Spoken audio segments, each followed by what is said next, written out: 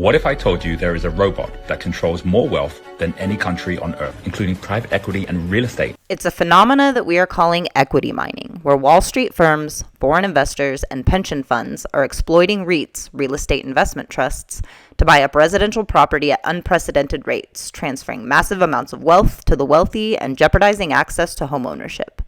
They target certain markets across the country, outbidding regular home buyers, using sophisticated algorithms to make ultra-competitive offers on properties that meet their criteria. The entire game changes when you have corporate investors and institutional money in the mix. That's not markets behaving like markets. That's institutional money coming after generational wealth. In the United States today, hedge funds are buying up entire neighborhoods, outbidding individual buyers by up to 50% above the asking price.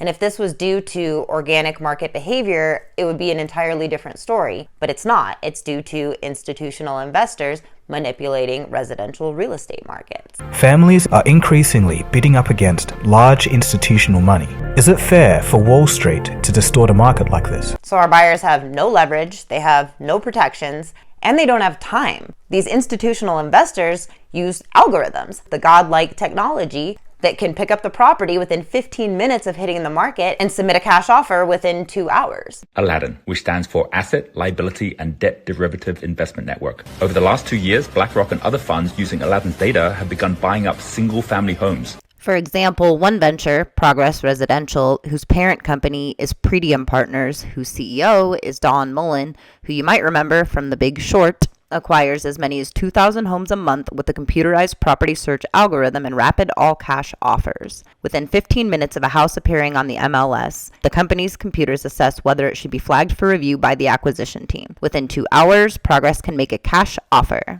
well before any actual buyers have had a chance to see it. Multi-billion-dollar corporate investors began buying up homes across the country. Now those homes are fetching huge profits for corporate landlords. Tricon is trying to buy 800 houses a month. Invitation Homes owns more than 80,000 rental houses. American Homes for Rent close to 60,000. This is Tammy Sue Lane, where Progress Residential owns 19 homes, including 11 in a row, all acquired in the last 6 years. Let's go macro and zoom out to the neighborhood, and then again to the county level, showing the 1,500 properties they've acquired. Markets like totalitarian government. Right. Tricon CEO Gary Berman was actually quoted saying you can rent the American dream. You can set the rent any way you want, really. There's a lot more going on than just corporate landlords bidding up homes. Gary's right. There is a lot more going on. Like, we have way more demand than supply, and that trend is going to continue, which is exactly why we don't need corporate landlords bidding up housing. Homeownership gives people a stake in society, and it's how we build wealth on this side of the gap. The number one way we transfer and accumulate wealth is through real estate. Most people don't make enough money to build the kind of savings that they accumulate through property appreciation. They're also among a handful of large out-of-state corporations that have bought up tens of thousands of homes in the Bay Area. Investors are buying properties in record numbers across the country. In some zip codes, it's more than a third. 10 buyers for every one house for sale because 10% of our market is getting held up from corporate buyers. That's not only driving up home prices, it's also causing rents to soar. With so much of the housing market in the hands of big corporations, surely it's safe to assume that they're transparent when it comes to recording ownership. All three had out-of-state addresses with obscure names marked with abbreviations and numerals, like MCH, SFR, NC, Owner 3, LP. Let's have some fun really quick and see if we can figure out how many properties one of these companies owns in Salt Lake County. Let's go with American Homes for Rent. Let's start at the Salt Lake County Assessor's website, 88 homes. So let's go over to the Utah Business Search.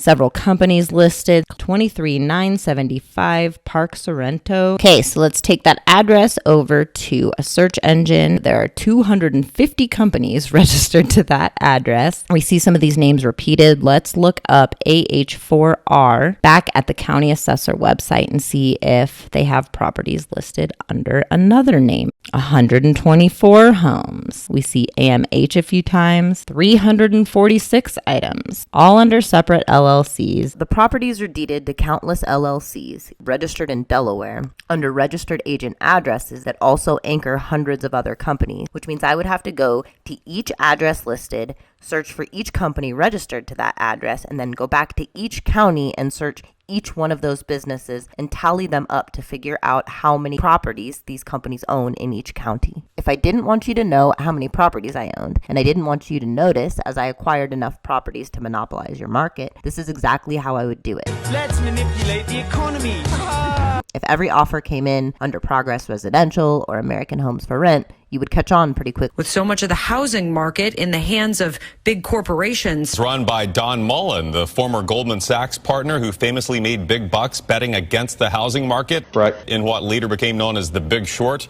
Progress is now the second largest single-family landlord in the country. Our buyer, Progress Residential, is a large, reputable investment company that purchases homes for long-term rentals and owns several thousand homes throughout the Salt Lake City area. Benefits include waived appraisal, no financing contingencies, no other contingencies, no concessions requested, no home warranty, quick close of escrow. Despite affordability being at all-time lows due to unsustainable appreciation and climbing interest rates due to crazy inflation, corporate investors are picking up the pace in their acquisition practices. These are not local people that have a stake in the community. These are dudes like Larry Fink that think that markets want totalitarian government. Dudes like these guys.